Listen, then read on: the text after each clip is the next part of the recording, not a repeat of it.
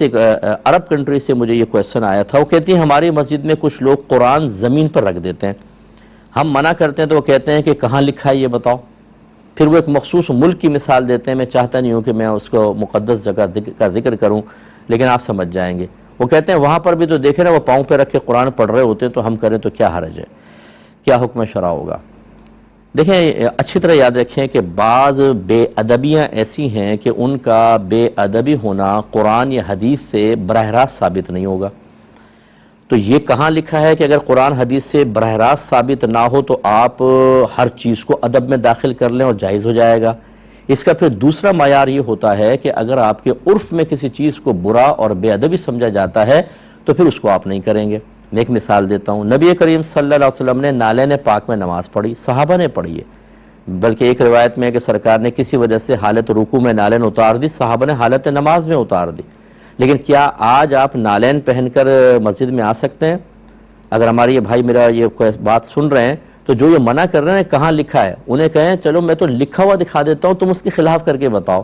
نالین لے کر آؤ مسجد کے اندر اور پہن کے کھڑے ہو کے نماز پڑھو. نہیں, جو یعنی سنت سے ثابت ہے ایک چیز, اگرچہ وہ کسی صحیح مصلحت کی بنا پر تھا کہ زمین بہت ہاٹ تھی اور وہ نیچے چادریں یا دریاں یا قالین پہلے نہیں ہوتے تھے, تو اس لیے نالین پہن کے نماز پڑھتے تھے کیونکہ مسلسل گرمی چڑھتی تھی, تو یہ ایک عذر تھا بڑا معقول.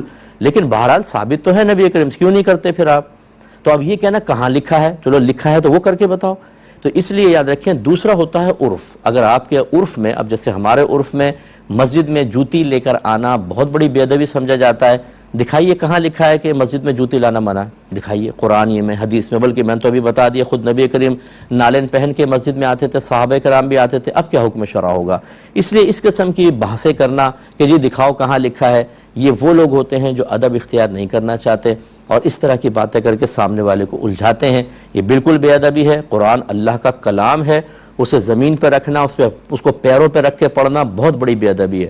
بلکہ ہمارے علماء یہ فرماتے ہیں, اس پہ بھی کوئی ناراض نہ ہو قاری صاحب, کہ اگر قاری صاحب اونچی جگہ بیٹھیں اور بچے نیچے بیٹھ کے قرآن پڑھ رہے ہوں تو یہ بھی بہت بڑی بے ادبی ہے.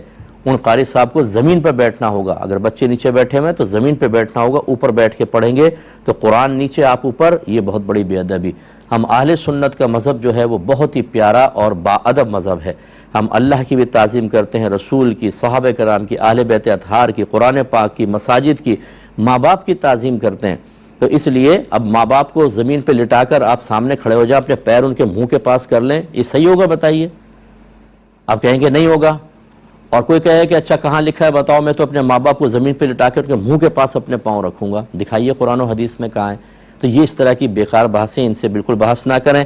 آپ بالکل ادب و احترام کریں, یہ بے ادبی ہے. ہمارے عرف کے اندر قرآن پاک کا ادب اور احترام یہی ہے کہ اس کو تعظیم کے ساتھ استعمال کیا جائے. دوسرا انہوں نے کہا کہ انہوں نے کویسچن کیا تھا کہ جب کوئی فوت